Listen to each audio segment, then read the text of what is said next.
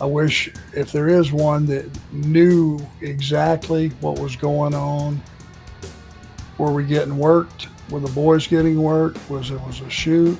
What was going on behind the scenes? What was the deal?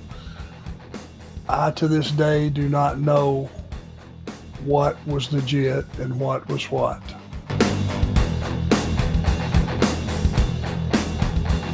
Creates the Dungeon of Doom for Hulk Hogan, and he also plays a major role in the NWO storyline and the whole Brian Pillman angle. So, what did you think about Sullivan's idea to kind of consolidate Hogan's allies into that one group, the Dungeon of Doom? Do you like that? Was that a savvy move on his part to kind of build this group? Well, it gave him a bunch of tackling dummies. Yeah. And big impressive guys, that he could just, that's what you had to have when you have a babyface champion who's a superhero. You got to feed him some bad guys and you got to keep them coming, and they got to be legitimate threats or it's not going to work. And Kevin understood that. He understood there was only one Hulk Hogan, there was only one Sting, there was only one Ric Flair. You had these core of guys that were just a little bit, a step above the rest of us. And he could spot that, and he knew how to keep them good. I think as you were talking about that, I was also thinking about his feud that he had with Benoit. So I actually got to be in the crowd in 1996 Great American Bash Baltimore when those two feuded up the aisleway into the bathroom and just had an unbelievable match between those guys. But that was intense, really due to some real life issues between them. But Sullivan was just willing to put aside personal differences. He had that Booker mindset. He was a true professional. And despite any personal issues at the time, obviously Nancy and all that going on, they worked through it, and it really benefited that storyline. And that was ultimately, the feud that I think he basically said, hey, I'm moving out of the wrestling side of things, and I'm going to turn into becoming a booker after that feud. But what did you think as far as Sullivan's approach there, especially kind of really they used that kind of real life animosity to build a real good feud with him and Benoit? As a performer, those were his shining moments, his angle with Pillman. Yeah. And his angle with Benoit, because none of us, and I wish if there is one that knew exactly what was going on, were we getting worked? Were the boys getting worked? Was a shoot? What was going on behind the scenes? What was the deal? I to this day do not know what was legit and what was what. And I'm not sure anybody else did either. It was like the thing where Pillman came to the ring, grabbed the mic. We're in Florida. Yeah. And hey, this was a legitimate deal. I was off that night. I was not wrestling. I was not scheduled to wrestle. And when Shorty, I'm just do a blank here for just a second. Not Benoit, but Jesus. Sullivan when Kevin when he was working with the other guy, I forgot. Benoit. Say it's dementia. Oh, Pillman. No, Pillman. Yeah. See, this is what happens when you get dropped on your head.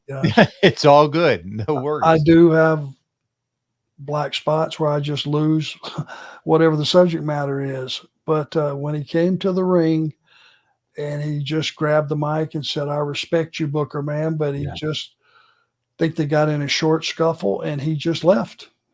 He went out the back door and left the building. And I'm sitting back there on the monitor, and the referee comes running back and he says, "ARNm, you got to go out here. We don't know where Pillman went. This is totally unscheduled. I think somebody said he got in the car and left. You got to come out here. You got to have something to go into this 10, 12-minute segment." So I've got on walking shorts, walking boots. I am not dressed to have a match. But if you go back and look at the footage, somebody had to do something, and I was part of the committee that was helping Kevin, book. So I just went down and we got in a hell of a fight and fought for 7 or 8 minutes or whatever it was around the arena and filled that time. And to this day, I do not know what that was about.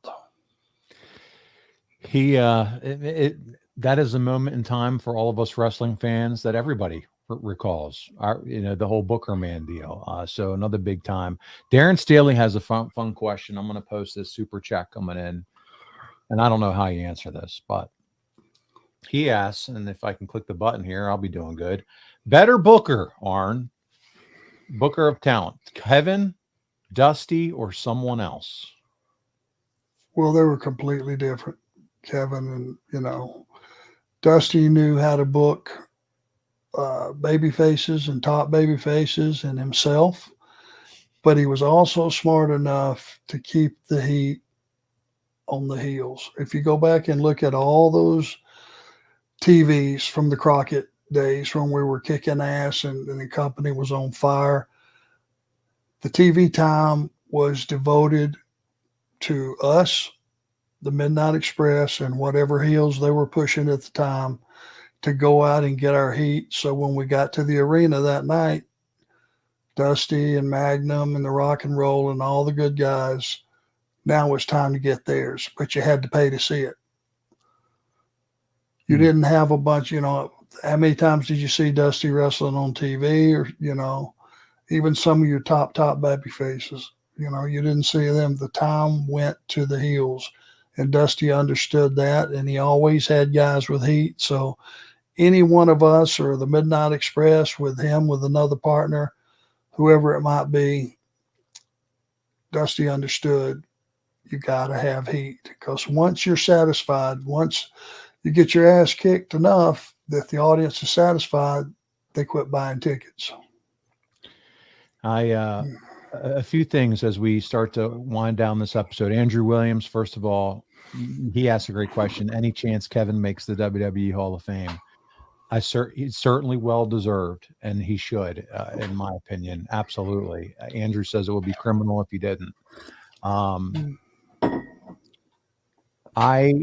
Did you travel at all with Shorty? Did you get to do any traveling? Any personal stories come to mind outside of him calling you fatso that you can recall? Well, when I was helping him at the office, after Rick left and the whole thing, and Rick quit, he was booking, he quit, and he left Kevin kind of with Jimmy Hart. And I had been in there kind of learning, I was like a detail guy or a finish guy. And so when Rick left, quit, whatever the deal was, took time off, whatever, it's just kind of left us. So after we would do TV on Monday and Tuesday, then I would come into the office and help Kevin. Well, we would try to get out of there at a decent time. We would run to Gold's Gym by the airport.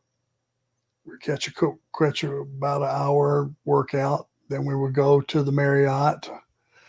We'd have a few beers and try to unwind as best we could and sort through what was going on, because we had to come out the next day. We had to have some TVs put together for the next week. And so, or the next day even.